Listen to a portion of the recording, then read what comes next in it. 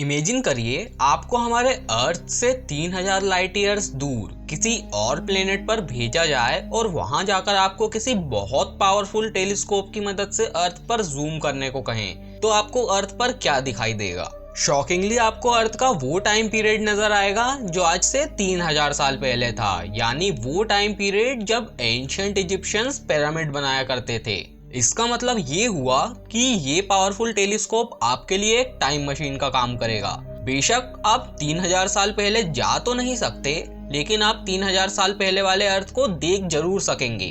अब आप अपनी इमेजिनेशन से निकलकर इस मशीन को देखें। यही है वो टेलीस्कोप जो हमारी दुनिया को करोड़ों लाइट ईयर्स दूर मौजूद गैलेक्सीज, स्टार्स और प्लैनेट्स के पास्ट में देखने में हेल्प करेगा। और ये पूरे 30 साल की मेहनत के बाद आखिर बनाकर तैयार कर लिया गया है। तो गाइस चलिए बिना टाइम वेस्ट किए वीडियो स्टार्ट करते हैं और जानते हैं इस टेलीस्कोप के बारे में डिटेल में। फ्रेंड्स, ये टेलीस्कोप नासा के साइंटिस्ट लगातार पिछले 30 सालों से बना रहे थे, जिसे आज जेम्स वेब टेलीस्कोप के नाम से जाना जाता है। $10 बिलियन या फिर 75 करोड़ रुपए खर्च करके बनाया जाने वाला ये टेलीस्कोप हजारों इंजीनियर्स के खून पसीने की मेहनत का नतीजा है। ये दुनिया का सबसे पावरफुल और सबसे ज्यादा कॉम्प्लेक्स टेलीस्कोप है जो यूनिवर्स में करोड़ों अरबों साल पहले हुए इंसिडेंट्स को भी देख सकेगा, और इसी वजह से साइंटिस्ट इसे टाइम मशीन का नाम भी दे रहे हैं। नासा के पास अब एक ऐसी चीज आ चुकी है जिसकी हेल्प से अर्थ और इस यूनिवर्स के राजों से पर्दा उठने जा रहा है। लेकिन सवाल ये है कि ये टेलीस्कोप करोड़ों अरबों साल पहले पास्ट में हुए इंसिडेंट्स को कैसे देखेगा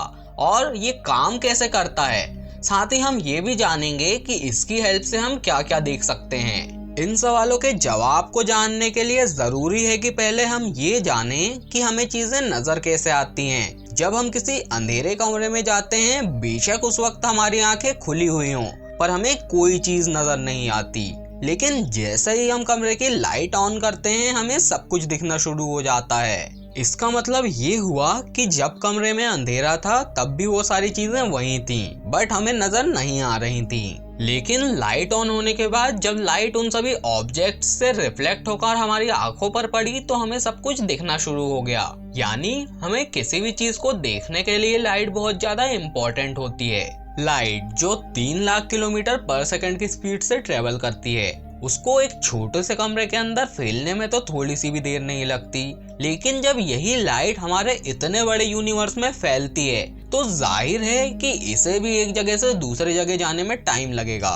चांद और अर्थ के बीच में 384 किलोमीटर की डिस्टेंस है। सूरज की रोशनी चांद से टकराकर जब अर्थ तक पहुंचती है तभी हमें चांद दिखाई देती है, और ये रोशनी चांद से अर्थ तक पहुंचने में 1.25 सेकंड लगाती है। इसका मतलब ये हुआ जो चांद हम देख रहे होते हैं वो असल में चांद का 1.25 सेकंड पुराना वर्जन होता है। ये तो रहा चांद जो अर्थ से काफी करीब है। अब जो दूर चमकता हुआ तारा आपको दिखाई दे रहा है ये सैटर्न है, जो कि हमारे सोलर सिस्टम का एक प्लेनेट है। अर्थ से लेकर सैटर्न तक की दूरी लगभग 160 करोड़ किलोमीटर है। लाइट जो कि 3 लाख किलोमीटर पर सेकंड की स्पीड से ट्रेवल करती है, इसको सैटर्न से अर्थ तक आने में पूरे 5333 सेकंड्स या फिर 1.5 घंटा लग जाता है। यानी सैटर्न जो कि हम अपने अर्थ से देख रहे होते हैं, ये असल में सैटर्न का 1.5 घंटे पुराना वर्जन होता है। अगर इस वक्त सैटर्न टूटकर 2 टुकड़ों में बट जाए तब भी हमें 1.5 घंटे तक ये ऐसा ही दिखता रहेगा। इसका मतलब ये हुआ कि अगर हम कहें कि हम सैटर्न के पास्ट में देख रहे हैं तो ये भी गलत नहीं होगा। स्पेस साइंटिस्ट और एस्ट्रोनॉमर्स स्पेस में डिस्टेंस को किलोमीटर में नहीं बल्कि लाइट ईयर्स या फिर लाइट आवर्स में नापते हैं। स्पेस में लाइट 1 घंटे तक ट्रेवल करने के बाद जितना डिस्टेंस चलती है उसे 1 लाइट आवर कहते हैं, और यही लाइट जितना डिस्टेंस 1 साल में चलती है उसे 1 लाइट ईयर। जैसा कि हमने आपको बताया कि सैटर्न से अर्थ तक लाइट को आने में पूरे 1.5 घंटे लगते हैं, तो हम ये कह सकते हैं कि सैटर्न अर्थ से 1.5 लाइट आवर्स दूर है। अब हम चलते हैं अपने सोलर सिस्टम से भी बाहर। यूनिवर्स बहुत बड़ी है, इतनी बड़ी कि इस इमेज में आप जो गैलेक्सी देख रहे हैं ये है मिल्की वे गैलेक्सी, और इस गैलेक्सी में ये जो छोटा सा डॉट है यहाँ कहीं है हमारा सोलर सिस्टम। हमारी मिल्की वे गैलेक्सी 1,25,000 लाइट ईयर्स जितनी दूरी में फैली हुई है, यानी हमारी गैलेक्सी में लाइट को एक कोने से दूसरे कोने तक जाने में पूरे 1,25,000 सालों तक का समय लगेगा। लेकिन हैरान कर देने वाली बात तो ये है कि ऐसी बिलियंस ऑफ गैलेक्सी हमारे यूनिवर्स में मौजूद है, पर हमारी आंखें उन्हें देख नहीं सकती, और वो इसलिए क्योंकि वो इतनी दूर होती हैं कि उनकी लाइट हम तक पहुंचते पहुंचते डिम हो जाती है और हमारी आंखें उसे कैप्चर नहीं कर पाती। लेकिन फिर भी अगर इन गैलेक्सीज और इनमें मौजूद प्लैनेट्स को देखना हो तो फिर इस्तेमाल किया जाता है टेलीस्कोप को। टेलीस्कोप के अंदर कर्व शेप का मिरर लगा होता है जो थोड़ी सी भी लाइट को एक पिन पॉइंट फोकस पर रिफ्लेक्ट करता है, जिससे बहुत धीमी लाइट भी मल्टीप्लाई हो जाती है। जो टेलीस्कोप जितनी ज्यादा लाइट इकट्ठी कर पाएगा वो उतने ही ज्यादा चीजों को स्पेस में देख सकेगा। 1990 में लॉन्च होने वाला हबल टेलीस्कोप हमारे सोलर सिस्टम से 10 बिलियन लाइट ईयर्स दूर मौजूद गैलेक्सीज को भी देख सकता है। हबल के इस सिस्टम को डीप फील्ड भी कहा जाता है। ये वो पिक्चर है जो हबल डीप फील्ड ने कैप्चर की थी, और असल में हम इन गैलेक्सीज के पास्ट में देख रहे हैं, इतना पास्ट कि जब हमारी पृथ्वी बनी भी नहीं थी। जी हाँ, गैलेक्सी का ये वर्जन जो आप देख रहे हैं, इनमें से जो लाइट निकली थी वो असल में 10 अरब साल पहले निकली थी, जो आज हम तक पहुंची है, जबकि आज से केवल 4.5 अरब साल पहले हमारी पृथ्वी बनी थी। अब सवाल ये उठता है कि हबल टेलीस्कोप पहले से ही पास्ट देख सकता है, तो हमें जेम्स वेब टेलीस्कोप की जरूरत क्यों पड़ी? हबल टेलीस्कोप में 2.4 मीटर बड़ा, जबकि जेम्स वेब टेलीस्कोप में 6.5 मीटर बड़ा मिरर लगा हुआ है।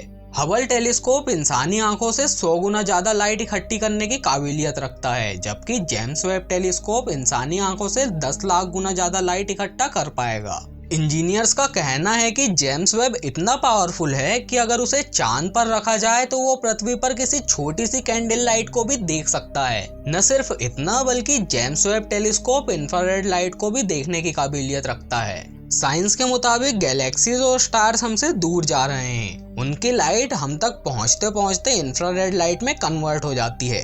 इंफ्रारेड लाइट्स जिन्हें ना हबल डिटेक्ट कर सकता है और ना इंसानी आंखें। जेम्स वेब टेलीस्कोप की मदद से हम उन गैलेक्सीज का भी पता लगा लेंगे जो यूनिवर्स में मौजूद तो हैं, लेकिन हम उन्हें देख नहीं सकते। इस टेलीस्कोप का मेन मिरर 18 हिस्सों में ऐसे बनाया गया है कि जब उसे स्पेस शटल में डाला जाएगा तो वो फोल्ड हो सकेगा, और स्पेस में एक खास पॉइंट पर जाते ही उस मिरर को फिर से खोल दिया जाएगा।